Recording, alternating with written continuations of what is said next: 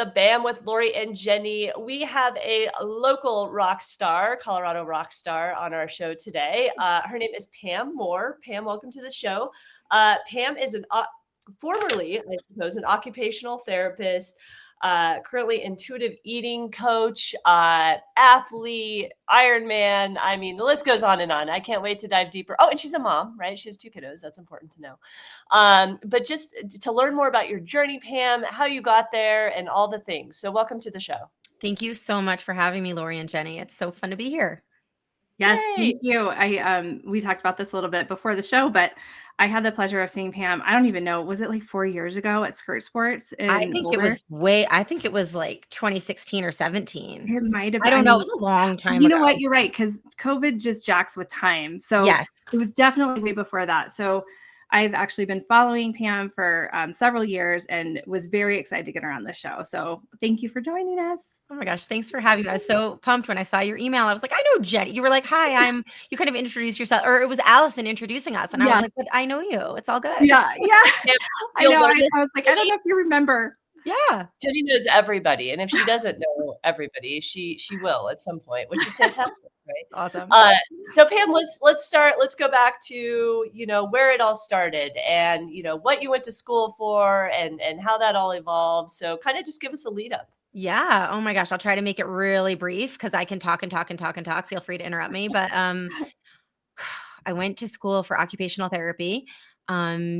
Did that for like 10 years. Long story short, I got burnt out, as I think many people do in healthcare. And that burnout was coinciding with like the decision point after my first child was born in 2012. I went back very part-time. And after my second kid was born 2 years later, I didn't go back. I just kept extending my maternity leave. And I had been exploring writing. And with a lot of encouragement from my husband, I dove into freelance writing. First, just like dipping my toes in because, my kids were really small and I had very little childcare. And then it sort of just evolved over time. I started writing instead of like parenting, which is what I felt like I knew about and could write about as somebody with zero like real journalism experience. I was doing that. But then after a few years, I pivoted to health and fitness because I am a health and fitness junkie. Before I had kids, I've done like marathons and Ironmans, and I've definitely stayed active since they were born. I just don't have the time and the motivation. You just kind of like, I just did marathons and Ironmans. Like, like, let's talk about that because that was before kids or during kids? That was before. Since kids, okay. Yeah, before. I mean, I have a lot of respect for people that continue to do that after kids, but for me, it was like, I don't have the time, I don't have the interest, and also I don't have anything left to prove. A lot of it was about my ego in my 20s and just we can talk about that, but like at this point, I'm like, I'm pretty much done proving anything. I've done the things. Maybe I'll do more, maybe I won't, but like, I'm fine. I just mostly exercise now for like, fitness, fun, being social, getting out of the house, fresh air, all that good stuff. But, got into health and fitness writing, started writing for like the Washington Post and Runner's World and Self and all these outlets that I'd only ever like dreamed of writing for. And then started really digging into that. And then of course, I wouldn't say I'm burnt out on it at this point, but my interests and priorities are shifting once again. I discovered. But how has that changed? I got to interrupt real quick. Yeah. With AI and, all that's out there, right? Like the journal, we actually just had a lady that used to be a former journalist too. How has it changed, like to actually have a real voice versus like an automation of what people want to hear? I mean, You mean how has it changed like the publishing industry or how has my writing journey changed? Both. I think both. Oh my gosh. Well, I'll start with the question about personally. Like I used to blog. That's how I discovered that I enjoyed writing and had a little bit of aptitude for it, which I've certainly honed. It wasn't like, if you read my first blog post, it is downright embarrassing. And I'm like, why is it even still on the internet? But I'm leaving it up because I think it's important to show that like there are journeys. Like you don't just one day wake up and start writing for the Washington Post. Like you write something cringy and then you write 100 more cringy things. And then, eventually things fall into place. But so the blog was, like a glorified diary, right? And it was like, oh, I could just write whatever I want. Then when you're writing for an audience, it depends who you're writing it for, I guess. Like, there's so many different types of writing. Like, I've written personal essays. Personal essays are most like blogging versus, say, like, I've also written, I don't know, like a product review on the best massage gun that's under $100. That's like way more prescriptive, and you're looking to emulate the voice of the brand that, or the outlet that you're writing for. A personal essay that's my voice, but it's also what will sell. Like, no one wants to read like my musings on my blog. Like, a personal essay is more structured. It's like, here's a moment in time, but this is what I learned from it. This is really what it means. And also, Okay. is it under about 1,000 words? Because no one's going to buy anything that's over 1,000 words. So, you got to think about all those things. And then, like, oh, and which outlet would it be useful for? And how, like, where is it a match? And how could I tweak it if this outlet says no? What else? Who else can I try? And do I need to tweak it to make it their style? So there's a lot of things to consider. Then there's the question of the publishing industry. I have not directly experienced any of my clients saying, we don't need you because we're using AI, but that's happening to a lot of my colleagues. And because a lot of publishing jobs are going away, like, I think the LA Times just decimated, like, I don't want to say like 200 positions. Oh, wow. Vox let go of a lot of people. The Washington Post got a lot smaller. Like, there's tons of outlets. Every day you hear about another one. Now, all these full-time journalists what are they doing? They want to be freelance writers too, right? And they have crazy connections and amazing skills. So they're in the marketplace competing for some of the same roles that I'm competing for. So I'm not sure how that's affecting me. Like, I'm doing okay as a writer, but I also um I miss a lot of the things that I loved about occupational therapy, which is like connecting with people, like doing what we're doing right now. And so I personally stopped I shouldn't say I stopped all of it, but I did a lot of healing on my relationship with food and exercise. And that's how I discovered intuitive eating. Then I went and got certified as an intuitive eating counselor. And now I'm working on growing that business. But of course, I'm not done because I have ADHD and I like everything. I just discovered comedy. So I've been like getting Yes. booked to do comedy shows lately. And that's like, oh my God, is that the new shiny object? Or is Oh this my like gosh. where it's at for And me? she's Because I love it funny. so much. Oh, She's now there's So funny. much. I've pressure. I heard shouldn't have that. said I've it because now there's listened. pressure to be funny on the show. But One thing I will say that I love, and maybe this is what attracted me, like wanting to have you on the show and just why I followed you. And now it all connects because you said I have ADHD and it's the next shiny object. I have the same thing. Like I'm like, I'm passionate about this and I go for it. I do everything. Like, I'm obsessed with it, spend all my time on it. And then something else sparks my interest. But I actually love living that way. I love falling in love with something new. And luckily my husband I've been with him for over 20 years. So he does not fall in that category, but I love with projects and interests, falling in love with something new, exploring it. And then when I'm like, okay, I feel like that maybe it's time to sunset that and move on. And it sounds like you've kind of done some of those things as yeah. well. No, I like your attitude. See, where I get stuck is I'm like, but I've like for the writing, for example, it's not like I hate it. I don't hate it. I like it. Yeah. And I'm like, I have worked so hard to create a portfolio and a reputation for myself to where I have people coming to me saying, hey, I heard you were good. Can we work together? That takes years to plant those seeds and Yeah. then see that come to fruition. I'm like, oh my God, I can't walk away from what I built. Like, this is my thing, but I do see a common thread between all the things that I'm into. They're not random. Like, Mhm. I'm into creativity and I'm into connecting and I'm into like sharing Yeah. and hopefully educating, informing, inspiring. And I think all of the things that I do somehow lead to that. So Pam, I have a question. Yeah. Let's go back to intuitive eating. Can Yes. you, maybe educate our listeners a little more about what that means? So, like, when Yeah. you hear intuitive eating, does that just mean eat what you want or eat when you feel like eating? I mean, what does it mean? Yeah, it can mean those things. It basically means stopping restricting and stopping dieting, like ending your quest for this perfect body or smaller body. Or I think especially, as you guys know, like in Boulder County, many of us are obsessed with health, but I think health kind of becomes a veil for thin. Like, we don't want to Mhm. say we're trying to lose weight, we're just eating healthy, but it really, I think, comes down to thinness. And I think we like put ourselves in this tiny box where we're not everybody, but a lot of people are preoccupied with what they're eating to the point where is it really healthy to eat, paleo or clean or keto Mhm. or whatever Mhm. quote unquote healthy diet you're trying to follow? Is it really healthy if it's interfering with your mental health? and Yeah. your ability to socialize and truly be present when you're trying to enjoy food? Or is it really healthy if you only feel like you can eat this or that if you offset it with a certain amount or intensity of exercise? And I think a lot of people know that it would be nice to have a different relationship with food. They might like to let go of some of the restrictions or rules that they have, but they're not sure how. Because it's not, a lot of it is about control. It's not like necessarily just about the food. And so I see my role as working with you to figure out how. What are some ways that will work for you to change your relationship with food? And is it about just eating what you want? No. Yes, there is some of that, but it's also, I mean, when you think about, well, what is intuition? Intuition is another way of saying intuition is like an educated guess. Mhm. So, or like your gut. And where does some of that come from? Some of it comes from experience. So, like an example I like to use is like, I'm not going to be hungry on a 3 or 4 hour bike ride. Chances are it's unlikely that my body is going to give me those hunger cues. But experience has shown me that if I don't eat at regular intervals, I'm going to bonk and have a miserable time. I'm going to be miserable just trying to turn around and get home. I want that bike ride to be fun. I want to Mhm. recover from it well and come back stronger next time or my next training cycle.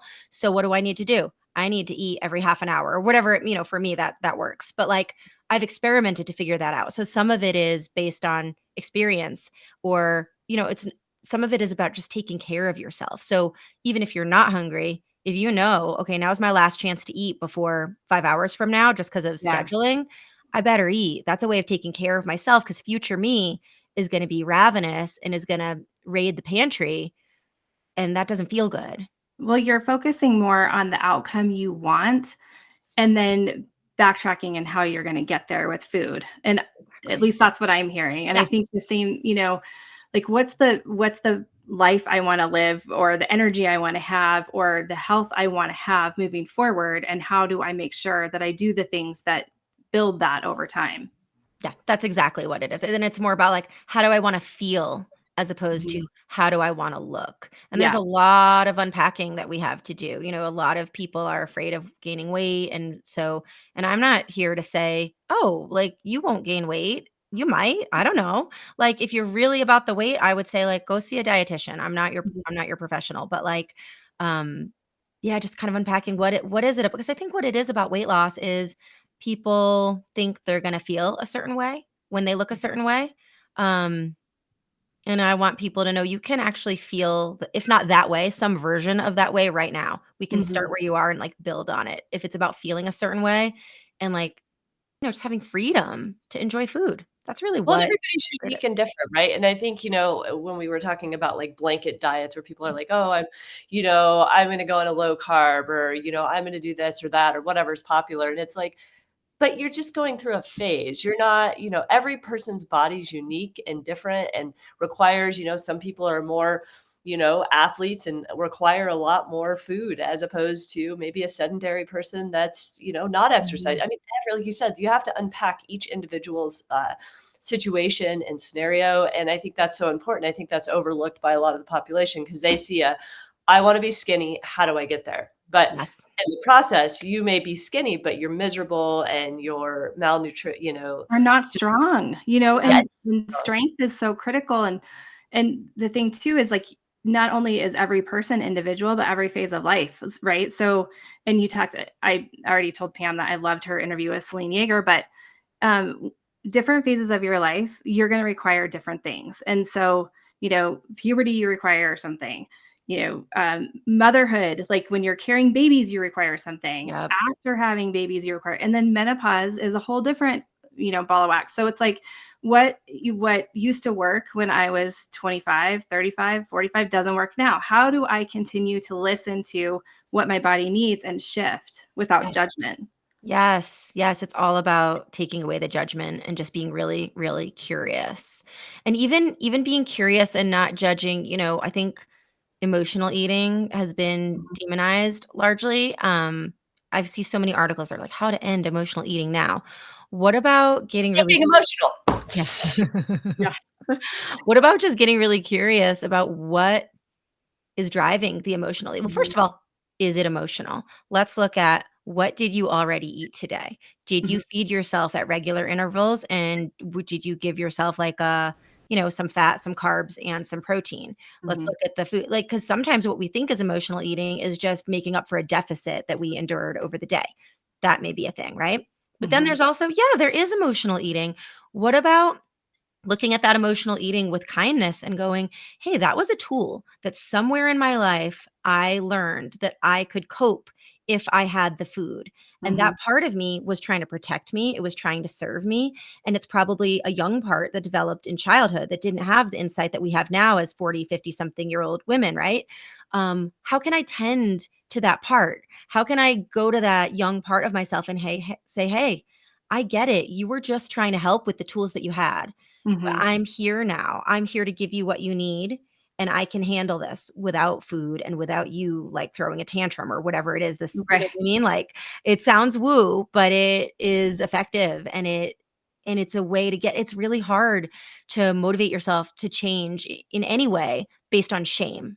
I think we Yeah. all know that, like, and maybe it works Short term. temporarily. Yeah, I Yeah. think for me it worked temporarily for sure, but not. I don't think it's sustainable. Well, it's what is serving you now, right? And there's a lot of work around like the voices in your head, the things you say to yourself, and it's a lot of it's to keep you safe and to keep you comfortable and all that stuff. And I took coaching certification classes as well. I never got certified, but I did all the training and stuff. And one of the things they say is like, okay, I know, like talking to yourself, like I know you're trying to keep me safe. I'm okay. This doesn't serve me anymore, Yeah. right? And Yes. letting that go. Yeah, that's super, super helpful. Yeah, I've heard people say, "Oh, just like tell that voice in your head to shut up and you're not listening to it." And I'm like, I don't know. To me, that seems about as effective as saying, "It's Monday. I'm just not going to eat the cookies anymore ever. Like I'm done." That doesn't work. The more you say no, the more the like rebel part of you, the little child inside of you is like, "No, Totally. yeah, yeah, yeah, we're going to do it. We're going to do it." So Yeah. instead be like, "Okay, that's there for a reason. What can I learn?" Yeah. Yeah. Um, so let's talk about, yeah, I heard something about comedy and being a comedic. Where is that kind of played in, and how did you get into that? And do you perform, or did somebody just tell you you're funny so you start cracking jokes? Yeah. Um, And have you always been funny? Like Yeah. how tell us all about it. Yeah, I will. Okay, so this is funny. I shouldn't even say. Now I'm like self-conscious of saying Yeah. something funny. I'm like, now it's been built up. What if it's not? Um, I was a really shy child. I used to hide behind my mother. I did not know how to talk to adults. I have like very clear memories of going to the bakery. Do you guys remember bakeries like before Mhm. Target just had Yes. everything? I like used to go to this little corner, locally owned bakery, and they would be like, "You're so cute." And either I would say nothing or I would say Hide. I know, which is so I actually love that. I love that you said I know. because I was 4 and everybody said that I was, and I probably looked like I was 2 because I don't think you can tell on, Google Meet, but I'm 5 feet tall. I've always been, like, shorter than the shortest kid in the grade below me. Um, my mother started me in school when I was 4. I turned 5. They don't do that anymore, right? Like, my Yeah. kid with a June birthday is the youngest in her class. But, yeah, I was, like, walking around like the tiniest little person, younger than everybody, like, afraid of my own shadow, and then somehow I wasn't anymore around, like, 4th grade, and I remember people saying I was funny in grad school. I Mhm. remember that, and I was like, "You think I'm because sometimes I say stuff that's funny without meaning to be funny. Mhm. That is a thing that I do. But yeah, over my life, like, people would just say, like, "You're funny." My husband, thank God, thinks I'm hilarious. He That's probably a good thing. Yeah. but what he doesn't do it I think he now whenever we walk the dog, I'll be like, "I have an idea for a joke. Is this funny?" And he's like, "Damn it, I thought this was a dog walk, not an open mic. Like, what is this?" But, I have been wanting to try stand-up comedy for a very long time. I don't know exactly when the idea planted in my mind, but it was there. And then, of course, we all watched, The Marvelous Mrs. Maisel, Oh god, yes, I and I love was that like, show. "Okay, she's my idol Yeah. 100%." Um, that before the pandemic that show got popular? It I might have can't been remember. during. I During can't even remember. It might I have don't been know, there during. was no hope of anything during the pandemic, Yeah. stage, no hope, everything sucked. And then, The world's end. Yeah. and then I'm trying to think, it all sort of there's like a perfect storm. No, a perfect storm is always something bad, right? It can be Let's say good. I think it can be good. a confluence. Let's say a Yeah. confluence. Do you guys know about the Listen to Your Mother show? No. No. Oh, you should know about it. Is it a podcast? No, it's a storytelling bonanza, I guess you could say. It's like this is actually part of my gateway into writing. In 2012, I co-produced the show in Boulder. It's a show that has like performances nationwide, but I brought it to Boulder in 2012 with my co-producer, and we co-produced it for 3 years. I think we always did it at the dairy. And then what was cool was we were done and we were able to pass it on to a different team of producers, and they are still doing it every year. So it's around Oh my Mother's god. Day. Yeah, they do it at the Boulder Theater, and there's a cast of like 12 people reading their own essays that they wrote about motherhood. And so it's kind of like The Moth for moms, but it's not like extemporaneous. Like you have your essay there that you've Yeah. written. So like you could submit next year. Any of your How listeners could fun. submit and you can go. I think it's the first weekend in May at Boulder Theater. When are you Okay. airing this, do you think? Maybe in a couple weeks. Okay, great.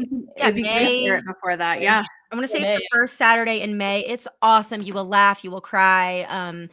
A percent of the proceeds goes to A Precious Child, which is a Broomfield Oh, nonprofit yeah. for families. Anyways, Cool. I freaking love Listen to Your Mother show. But anyways, last year I was on the cast, and one of my fellow castmates is the director of the Boulder Comedy Festival, which she created to see more diversity in comedy because it's so white male oriented. Mhm, mhm. And she was like, I'm done with like being the only woman in the room, done with getting treated like garbage. I'm going to create my own thing. She also teaches comedy classes. And I found out that several of my other Listen to Your Mother friends were also taking her class this fall. And it was that. And then I like ran into a girlfriend who I hadn't seen in a while who is in remission from cancer. Our Mhm. kids are like the same age. I knew her way back when.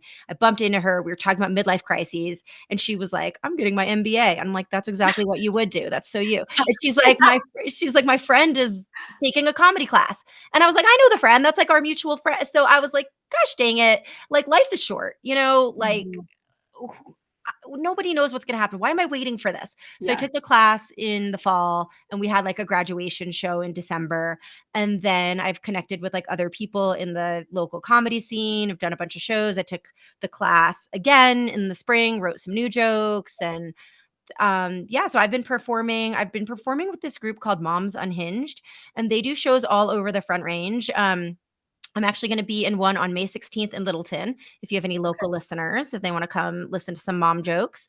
And Is yeah, that what but it's about? It's about like being a mom and not just exclusively. It's mainly like the comics are moms.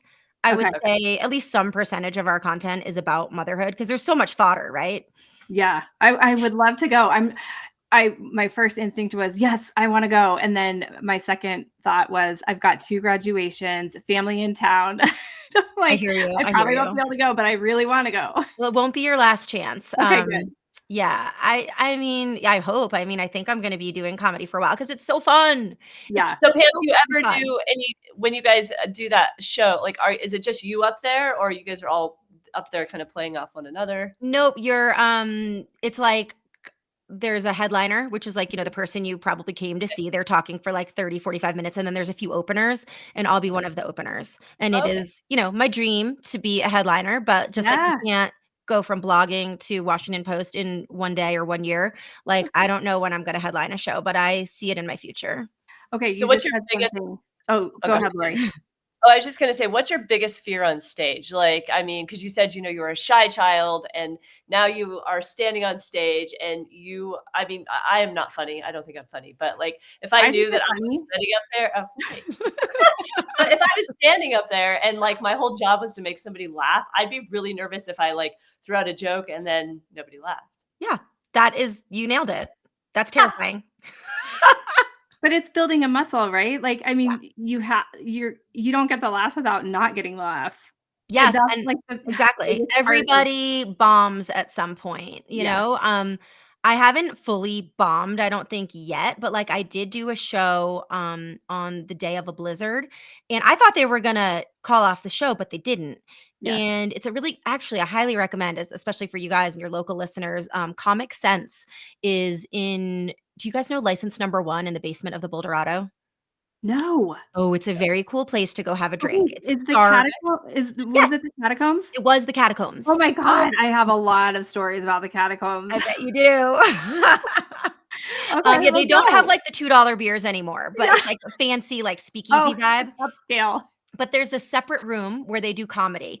I want to say like Thursday through Saturday or Sunday. So it was funny. We were at a Comic Sense show, and my husband was like, "Why are you not talking to the host to see how you can work for him?" And I was like, "Because I'm terrified. Leave me the fuck Yeah. alone." Yeah. And can I say fuck on this show? Yes, you can. Okay, Absolutely. I You're thought so. explicit. Okay. And then I was like, go over there. Like, let me like gather myself. And then I like had a little chat with myself. I was like, Pam, you have told jokes on a stage. You can certainly talk to a stranger and ask him how to work here. So I did. And so I got up there on the night of you remember that blizzard? It was in whatever. We had a blizzard recently. I Yeah. was up there, but there was only 6 people in the audience. Oh, And there's a big difference between making 6 people laugh and making like 60 or 200 people laugh. It's Yeah. just different. Yeah. Um, they liked it. Like, were they actually like laughing, like hysterically laughing? They were not. It was awkward. But it was fine. And like you said, it's like flexing a muscle. I'm like, okay, I flexed a muscle. And I definitely learned a few things. I Yeah. have a little notebook where I like reflect on what went well and what I learned and what was hard. So that was like a learning experience. And I think too, like even when I haven't like bombed, I play back my video or audio recordings and see where did they laugh? Where didn't they laugh? What could I say or do that would make it funnier next time? What can I Yeah. cut? So it's definitely, I'm just trying to use it as like, honestly, I actually wrote a newsletter about this recently.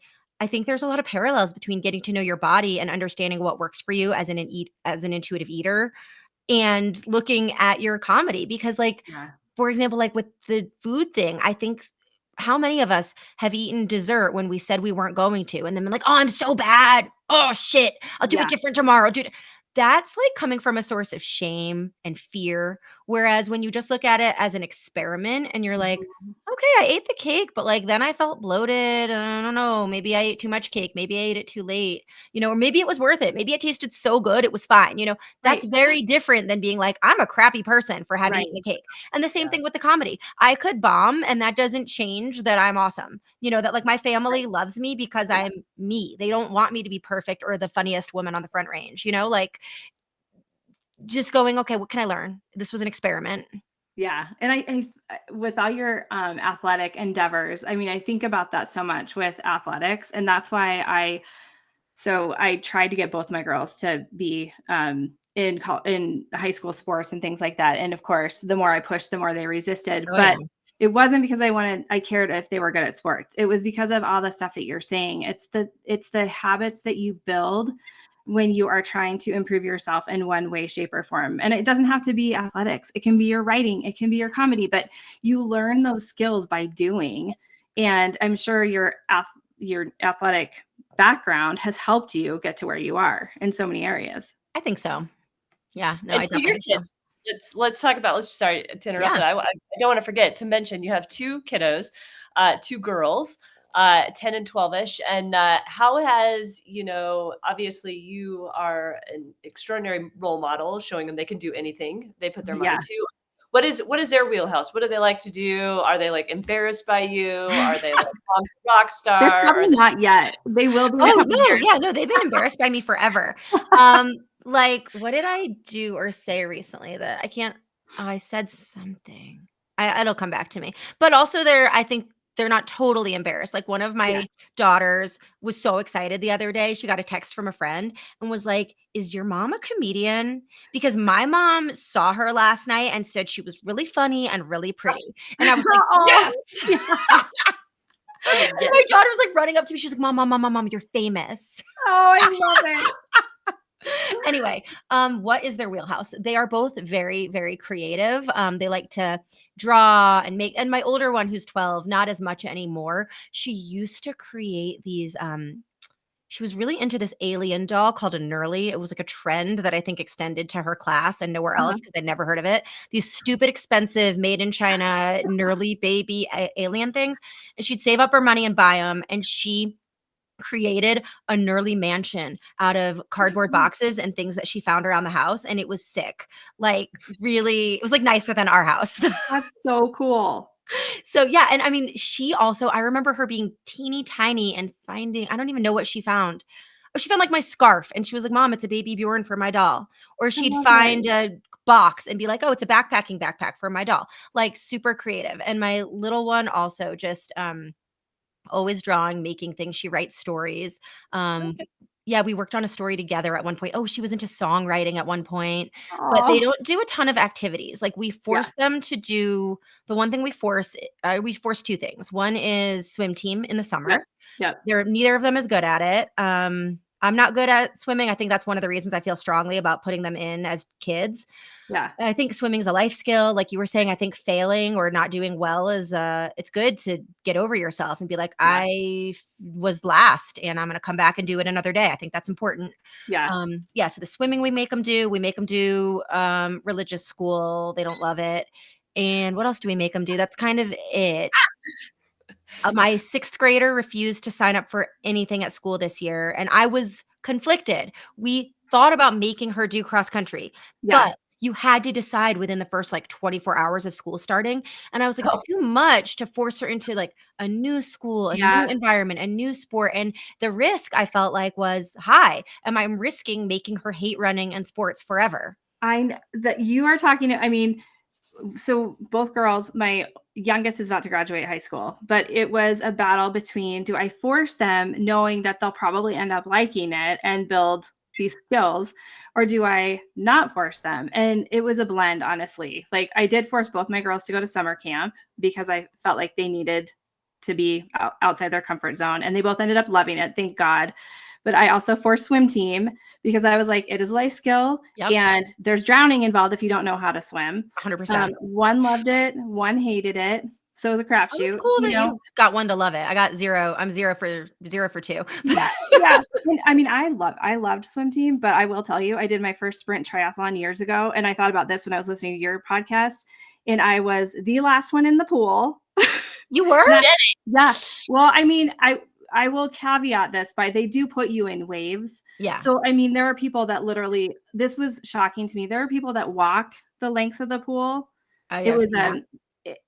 so it's like, okay, if you think you can't do a triathlon, you will be shocked that there are all types. There are Yep. people walking, there are people walking in the pool, there are people biking like, it does not matter. Just get out there and try it. Yes, I think Um, triathlon is more inclusive than people think. I yeah, would like spread that message too, especially the yeah. sprint distance. I think Ironman, yeah, like, Oh, you're yeah, probably yeah, pretty totally experienced. You have I different. some know how to talent swim. maybe. But yeah, Yeah, but the sprint sprint, distance, do it. all different sizes, all different ages. And Mhm. but yeah, so for my group, because I was a decent runner and a decent biker, and swimming I hadn't done in years. And I was the last one in the pool, and had been worried about that. And my friend was like, "You weren't joking, you were the last one in the pool." But I was like, but I'm Yeah, here and I did yeah, it, You you yeah. showed know. up. Yeah. Exactly, and Showed I think up. it's a great example for your kids. I did a duathlon a couple years ago Mhm. that I had trained really hard for, and when the day came, it was just a shit day. Like, Yeah. my body wasn't cooperating, and the weather could not have been worse. Like, I Oh, literally couldn't see on the swim because my goggles were fogging. It Yeah. was, like, really cold out to where the water was warmer than the air. It was just, like, just raining. I was Yeah. like, "Is today the day I, like, die on my bike because a car hits me in Yeah. the stupid race?" But I finished because my husband came with the girls. And I was like, they wow. didn't come here to spectate me and watch me quit for no Yeah. great reason other than I'm not having a good day and it's not super fun. Like, Yeah. that's not how this works. So, yeah. Yeah. I signed up for this. I'm gonna finish. Yeah. Yeah. Yeah, but as far as my kids, yeah, they don't do a lot. They have a lot of free time, but I Yeah. think it's good for them. That I see them being creative. I see them I know sometimes being bored, which I think is great. I think Yeah. boredom is underrated. And I don't know if we're going to force my 6th grader to do a school activity next year. My hope is that actually, I take it back. She recently expressed an interest in volleyball. Oh, good. He will go in the driveway and just do stuff with we went to California for spring break and we went to Target and she's like, "Let's buy a volleyball so we can like Yeah. take the volleyball to the beach." So we did. And now it's like her Wilson in the driveway and Oh, she's into it. And I signed her up for a Nike volleyball camp this summer that's like she can walk to from our house, which is awesome. perfect. And I think she'll do volleyball next year. But Pam, I mean, let's think in the future. You're 5 feet tall. I Yeah. mean, Oh, but Yeah, yeah. my husband comes from regular people. So, okay, like, okay. she's gonna be taller than me in, like, 6 That's months. cool. Okay, I love it. That's so great. Yeah. that's awesome. Yeah, So no. with all the things you have going on, I always love to ask, like, what you're most excited about. You seem like you're excited about everything, which is awesome. But are there things on tap Mhm. that you're like, could be with your family, could be you personally, could be career? Like, what are Ah, you looking forward to? okay, can I give you my top 5? Yeah. Good. Okay. So number 1 or first that comes to mind is I'm gonna launch a couple of intuitive eating group programs. I'm thinking Mhm. in the fall. So I'm super excited. I feel like so much change can happen when people get in community. I love bringing women together. And Yeah. I think that people feel isolated in their experiences and we don't want to talk about how much we like obsess about food or how we really feel about our bodies. And I think if people can get together and be open about that, it's such a catalyst for change because you take away the shame piece. Yeah. So I'm launching those in the fall. Super excited just to see where comedy goes.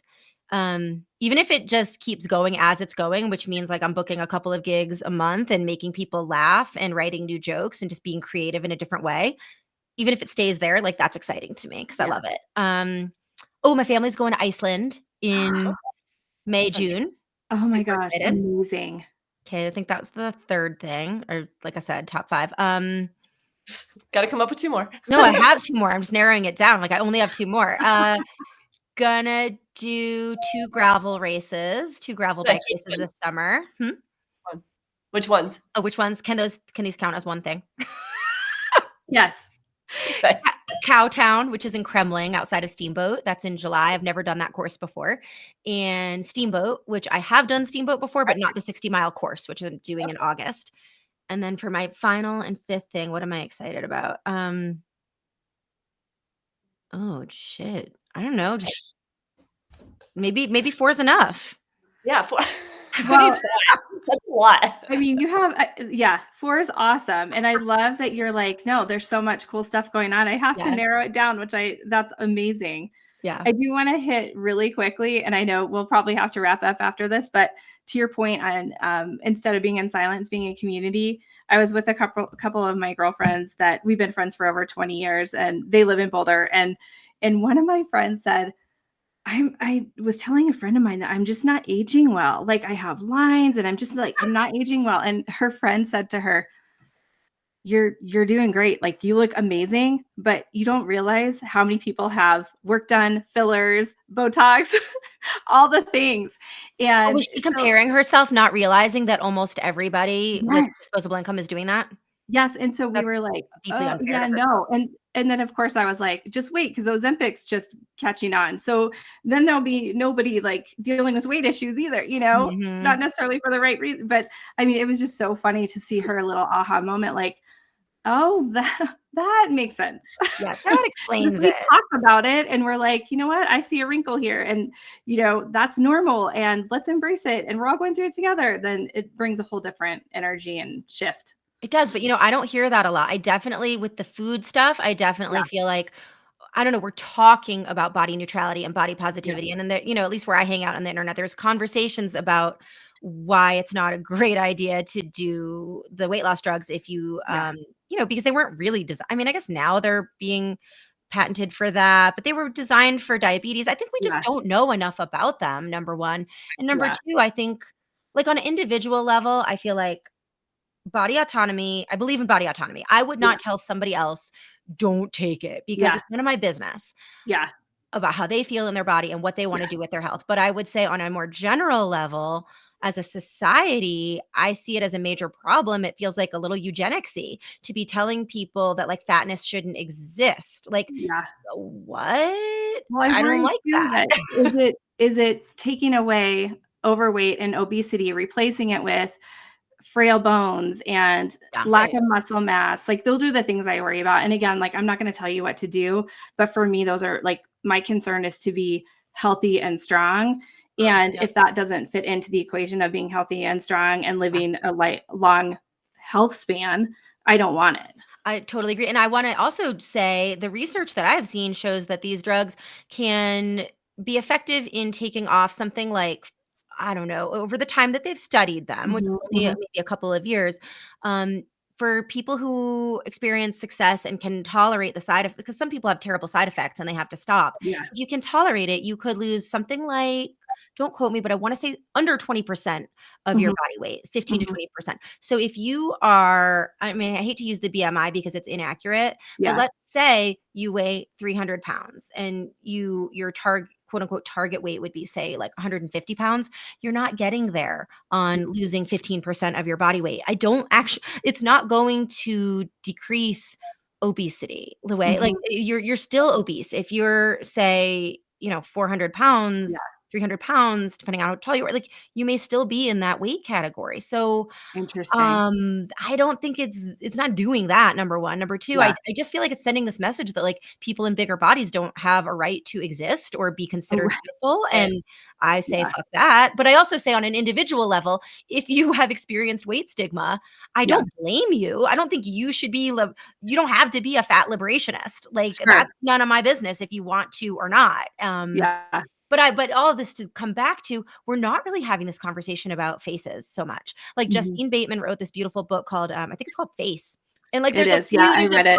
there's like a handful of celebrities that are coming forward, and Yeah. saying, like, "I reject this, youth," as opposed Oh, to diet culture, this, like, youth culture kind of thing. Yeah. But, I feel kind of alone in my, rejection of doing extra stuff to my face. Yeah. Um, but at the same time, I'm like, I don't know, it's like, where are these lines, right? Like, I use makeup, or, like, I know. I had Bell's palsy years ago, and on my face, it has, like, this lack of symmetry, and some of my issues are actually, um, functional, like, it's pulling on Uh-huh. a neck muscle, and the neck is pulling on the Uh-huh. collarbone. I have to deal with this. So I'm, like, seeing a physical therapist to deal with my face, and I'm like, "Oh my god," where most women at my age are, like, feeling bad and worse every day about their faces, I'm feeling better because Yeah. these issues yes. I've been dealing with are getting actually better. But I'm Yeah. like, "Is that different than, like, doing Botox?" Like, I don't know. But I I just know. Yeah. horizon that you'll be chasing forever, and I'm Yeah. like, "I don't want that. I don't want to be on the hook for that." So I'm Yeah, just like, you and that was in our conversation too, like, you fix this, and then you need to fix this, you fix your forehead, then you need to fix your eyes, and then you need to fix it's like this yeah. whole slippery What do you slope. do in your kitchen and your bathroom is still outdated? Exactly, exactly. Well, Pam, thank you so much for joining us. I'm so excited to share your journey with our listeners. And if people want to reach out to you for coaching, how do they connect with you? Thank you so much for having me. This has been so much fun. Yeah, I could wanna stay, but, yeah, that would be amazing if people wanna reach out. Find me on my website, pam-moore.com. It should be very easy once you get there to sign up for my newsletter, which goes out twice a month, and, it's a great way to stay connected. Yes, and Awesome. we will be following you and cheering for you, and we will come watch you live. I can't wait. That would be Yes. fantastic. Thank you.